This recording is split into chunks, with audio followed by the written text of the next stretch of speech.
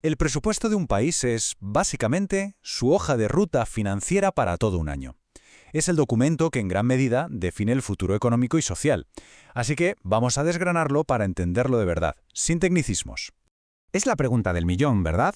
Uno paga sus impuestos y se pregunta, bueno, ¿y esto a dónde va exactamente? Pues para encontrar la respuesta a esa pregunta, lo primero de todo es entender qué es un presupuesto público.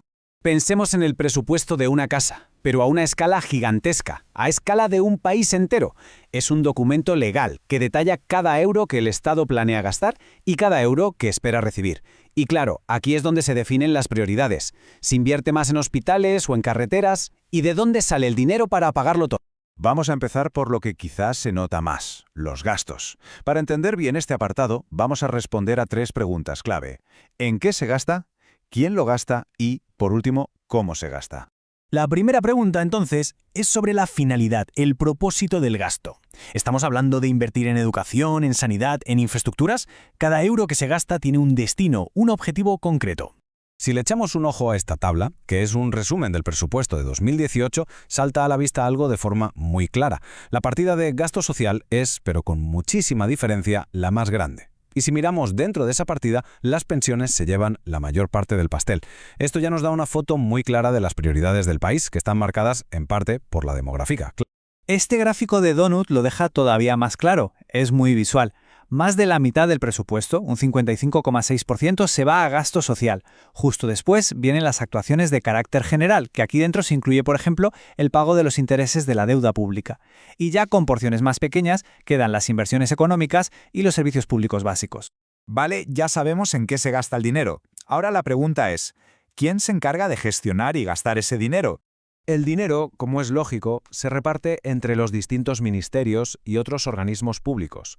Como podemos ver aquí, hay partidas enormes como la de la deuda pública o las transferencias a las comunidades autónomas para que puedan financiar sus propias competencias. Y a partir de ahí, cada ministerio recibe su parte para gestionar áreas como defensa, fomento o empleo. Y llegamos a la última pregunta sobre el gasto. Esta es un poco más técnica, pero es fundamental para entenderlo todo. ¿Cuál es la naturaleza económica de ese gasto? O dicho de otra forma, ¿cómo se gasta? A grandes rasgos se divide en 3 tipos.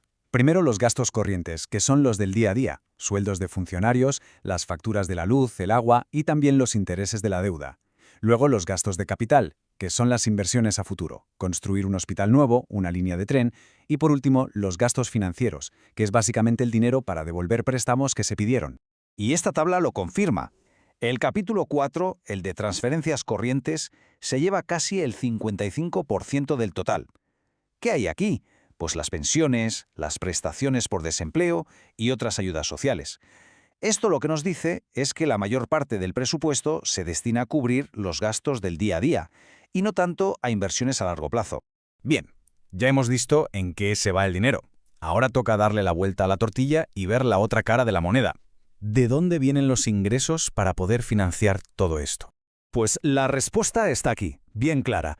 La mayor parte de los ingresos, casi el 70%, viene de 2 sitios: de los impuestos directos y de las cotizaciones sociales. Esto es, el IRPF que se paga sobre la nómina, el impuesto de sociedades que pagan las empresas y lo que se aporta a la seguridad social. La segunda fuente más importante son los impuestos indirectos, como el IVA que pagamos cada vez que compramos algo. Pero, ¿qué pasa cuando los gastos superan a los ingresos? Es aquí donde entran en juego 2 conceptos que oímos en las noticias todos los días, el déficit y la deuda.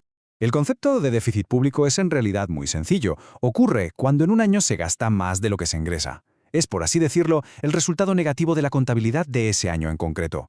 En esta diapositiva se ve la conexión de una forma muy clara. El gráfico de la izquierda nos muestra cómo el aumento del paro dispara el déficit. Lógico, hay más gastos en prestaciones por desempleo y al mismo tiempo se ingresan menos impuestos. Y el gráfico de la derecha nos enseña la consecuencia directa. Cada año de déficit se va sumando a la bola de nieve que es la deuda pública. Al final, la deuda no es más que la acumulación de todos los déficits de los años anteriores. Ya hemos visto que los impuestos son la principal fuente de ingresos del Estado.